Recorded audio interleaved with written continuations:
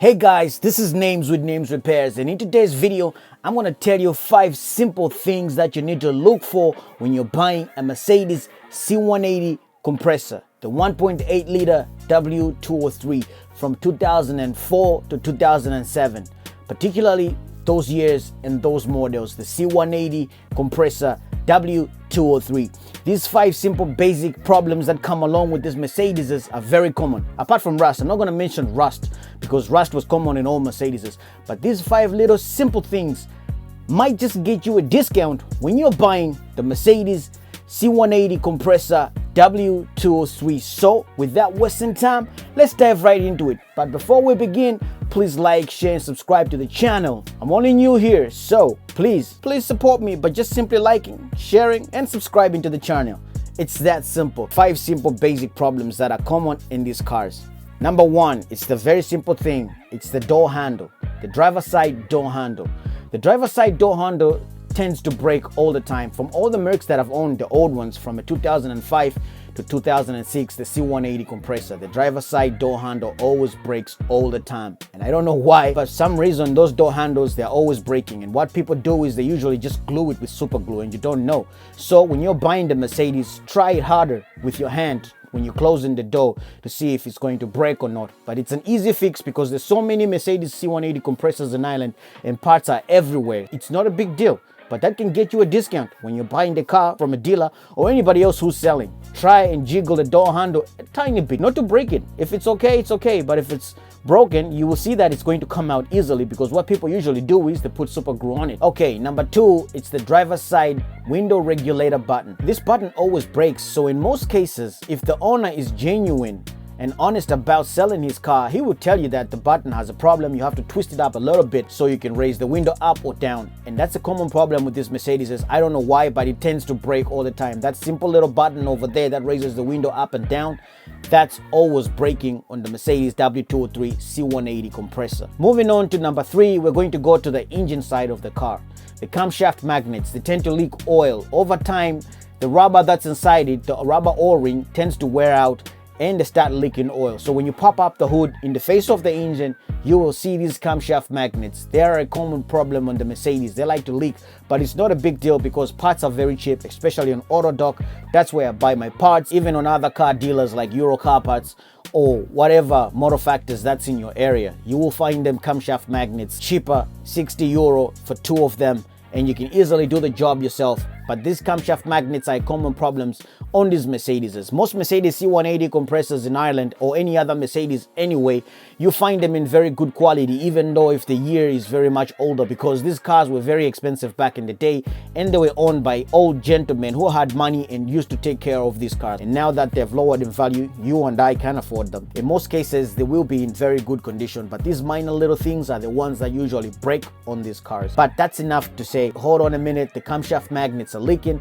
and I'd like a discount on the car. If the door handle is fine and if the window regulator button is fine, you might find that the camshaft magnets are leaking oil, and you'll find oil in the face of the engine. That's the culprit, but it's not a big repair. It's very cheap. Car parts are cheap and you can buy it at your local Consort Motor Parts or Motor Factors near the area where you live, Euro Car Parts or AutoDock online, or Amazon or wherever else you find your car parts, you'll find them. And moving on to number 4, it's the air intake hose that was made of nylon weaved in wire and a bit of plastic here and there, trying to cut down cost. You know, Mercedes from 2007 going upwards, they tend to have reduced a lot of quality, and you know, accountants took in charge, not the engineers. They're trying to make more profits, I understand, but it is what it is. The older versions, I say, were the best versions, and I still like the old Merc anytime compared to the new ones. Anyways, the air intake hose over time just breaks itself. Like I've ordered one myself because on my one it's broken. It just easily breaks, and the air intake hose will cost you about 40 to 30 euro depending on the brand and the quality of the make. And number 5 is the most difficult one, but you can do it yourself still if you have the courage to do it, because it requires a little bit of mechanical background, but there's a lot of information about these cars on YouTube, so you can easily watch videos on YouTube.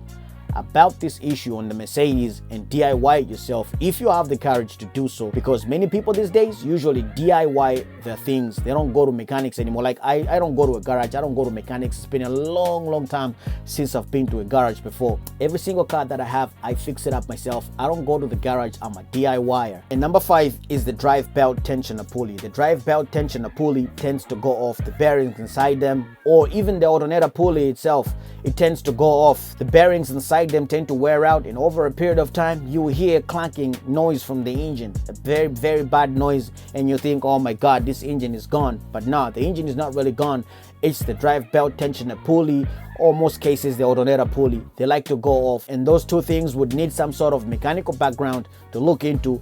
Or if you're a DIYer, like I said, you can find there's a lot of information on YouTube. I even did a video myself on fixing the drive belt tensioner pulley. These pulleys tend to go over a period of time, like every other thing that is moving and that's mechanical. They wear out and tear out. The bearings inside them tend to go kaput, and when they do, they make this terrible noise, and the engine makes a lot of terrible noise, and you would think that you're buying a car that has a road knock or something. But nah, it's those two things. Take a closer look and see. That might just be able to get you a discount. So those are the 5 things that you need to look for when you're buying a used Mercedes C180 Kompressor W203 right here in Ireland. Number 1 is the driver's side door handle. It usually breaks. And number 2, it's the window regulator, the driver's side as well. It usually breaks, and you have to flick it in a certain way just to lift the window up and down.